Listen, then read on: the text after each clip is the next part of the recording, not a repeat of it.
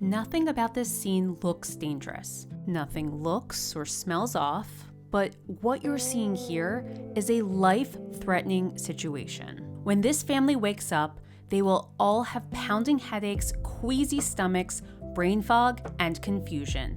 Nobody's been drinking, nobody's sick, so what's going on? Their furnace has quietly been filling the house with a gas none of them can see, smell, or taste. And by the time anyone figures it out, it may already be too late.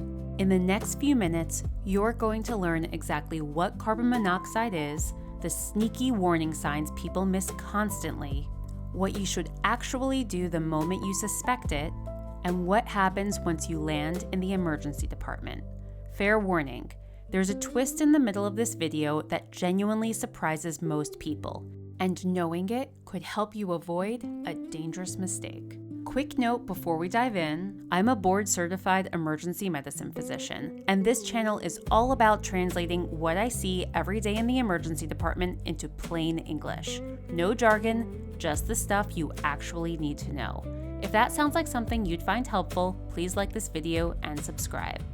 Here's the thing about carbon monoxide. It is the ultimate imposter. No color, no smell, no taste.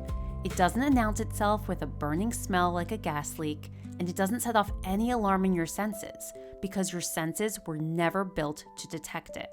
It's produced whenever fuel burns without quite enough oxygen. So think furnaces, water heaters, portable generators, gas stoves, fireplaces, charcoal grills, or a car running in an attached garage. Meet Dave. Dave runs his generator in the garage during a winter storm because the power is out and he wants to keep the fridge cold. The garage door is cracked open a few inches, which feels like plenty of ventilation. It's not. Within an hour, carbon monoxide is seeping into the attached house faster than Dave could ever guess, because carbon monoxide doesn't respect the line between garage and living room.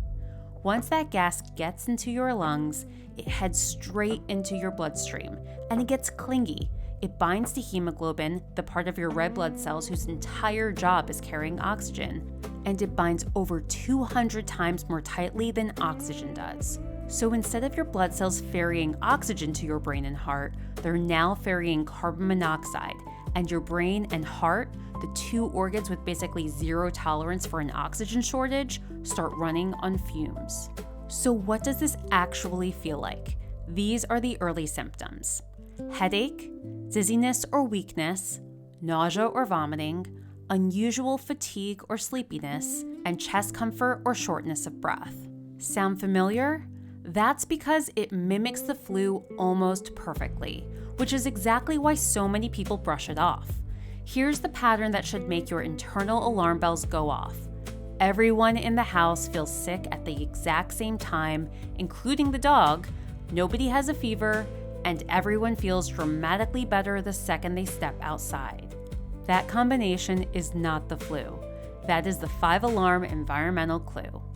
In more severe cases, you may develop confusion, trouble walking, fainting, seizures, or loss of consciousness.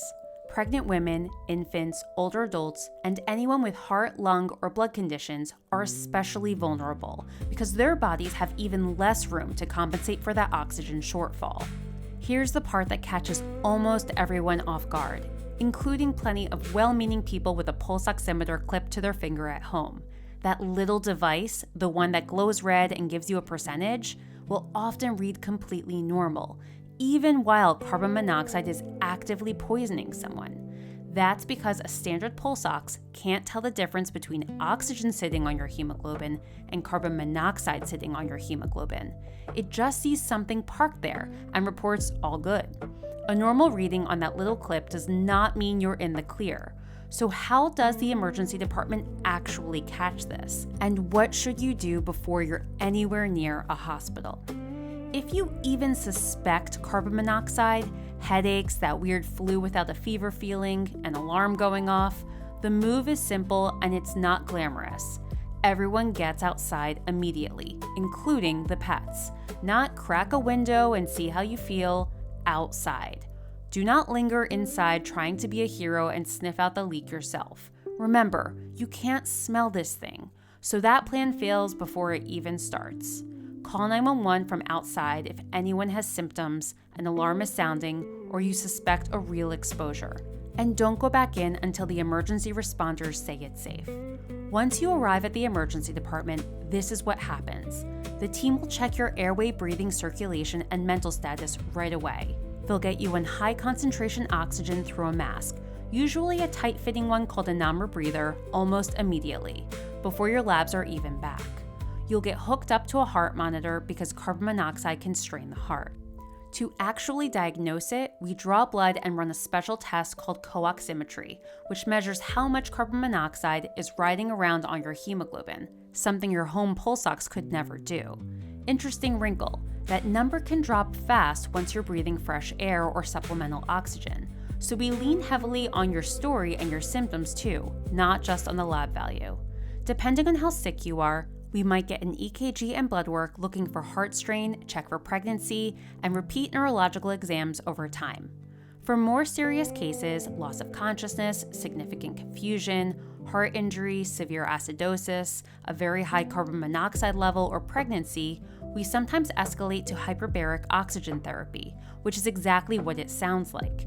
Breathing pure oxygen inside a pressurized chamber to clear carbon monoxide out of your system faster and protect your brain and heart from lasting damage. Here are the 4 things I want you to remember. 1. Carbon monoxide has no color, no smell, and no taste. 2. If multiple people or pets get sick together with no fever, that's a major red flag. 3. A normal pulse ox reading does not rule out carbon monoxide poisoning. And 4. Get outside immediately and call for help. Don't stay inside hunting for the source. A little prevention goes a long way. Install carbon monoxide detectors near every sleeping area, get fuel-burning appliances serviced regularly, never run a generator, charcoal grill, or camp stove indoors, and keep generators at least 20 feet from doors, windows, or vents. Here's my question for you. Have you actually checked the age and batteries on your carbon monoxide detectors recently? Be honest. Carbon monoxide poisoning is scary precisely because it's invisible, but it's also one of the most preventable emergencies I see. Know the pattern, trust it, and act on it fast. If this video helped you understand something you didn't before, drop a comment below. I genuinely read them. And if you want more plain English emergency medicine content, don't forget to like and subscribe. As always, stay prepared, not scared.